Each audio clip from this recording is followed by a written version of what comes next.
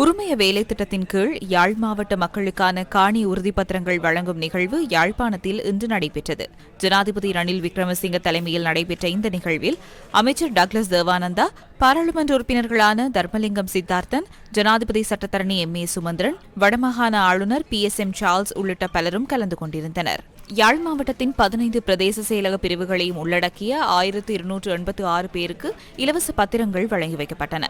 உரிமைய வேலை திட்டத்தின் கீழ் வடமாகாணத்தின் முல்லைத்தீவு, கிளிநொச்சி, வவுனியா மற்றும் மன்னார் மாவட்டங்களுக்கு 13,858 இலவச காணி உறுதிப்பத்திரங்கள் எதிர்காலத்தில் வழங்கப்பட உள்ளதாக ஜனாதிபதி ஊடகப் பிரிவு விடுத்துள்ள ஊடக அறிக்கையில் குறிப்பிடப்பட்டுள்ளது.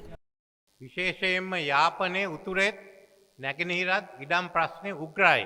காணி பிரச்சினை வடக்கு மாகாணத்தையும் கிழக்கு மாகாணத்தையும் கடுமையாக பாதித்துள்ளது.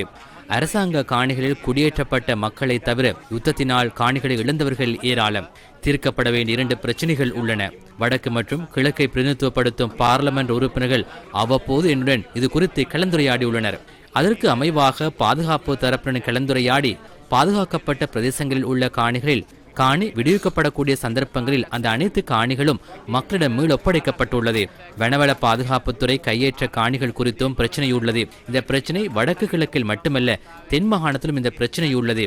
எனவே 1985ஆம் ஆண்டு வரைபடத்தின்படி காடுகளாக உள்ள பகுதிகளை காடுகளாக பேணவும், மீதமுள்ள காணிகளை காடு அல்லாத பகுதிகளாக கருதவும் கொள்கை ரீதியிலான முடிவு எடுத்துள்ளோம். தற்போது அது தொடர்பில் ஆலோசித்து வருவதோடு குறிப்பிட்ட காணிகளை வழங்குமாறு தெரிவித்துள்ளோம். தொல்பொருள் திணைக்களத்தின் கீழும் அதிக அளவிலான காணிகள் உள்ளன.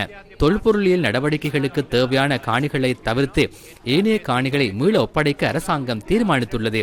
அதன் பிரகாரம் அந்த காணிகள் அனைத்தையும் விடுவிப்பதற்கான நடவடிக்கைகளை மேற்கொண்டு வருகின்றோம். அத்துடன் யாழ்ப்பாணத்தின் உயர் பாதுகாப்பு வலயம் பாரிய அளவில் குறைக்கப்பட்டுள்ளது. விசேட ஆய்வுகளின் பின்னர் மேலும் விடுவிக்கப்படக்கூடிய காணிகளை விடுவிக்க பாதுகாப்பு அமைச்சு தீர்மானித்துள்ளது.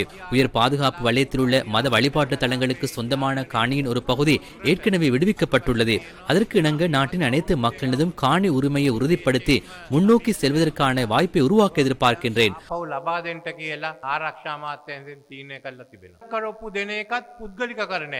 ආණ්ඩුවට අයිති ඉඩම් ඔබේ පුද්ගලික අයිතියට